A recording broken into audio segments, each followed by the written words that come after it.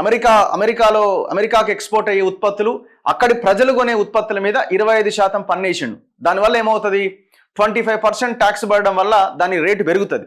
అక్కడున్న ప్రజలు ఆ ఉత్పత్తులను కొనడానికి నిరాకరిస్తారు, ఏది తక్కువ ఉంటుంది కొనుక్కుంటారు. సో దానివల్ల భారతదేశానికి నష్టం జరిగే అవకాశాలు కనబడుతున్నాయి. అంటే ఇప్పుడు వాళ్ళు దేనికి లింక్ చేస్తున్నారంటే, మొన్న పహల్గాం దాడి తర్వాత ఆపరేషన్ సింధూర్ సడన్ గా ట్రంప్ చెప్తేనే ఆపిరని కాంగ్రెస్ అంటుంది కదా.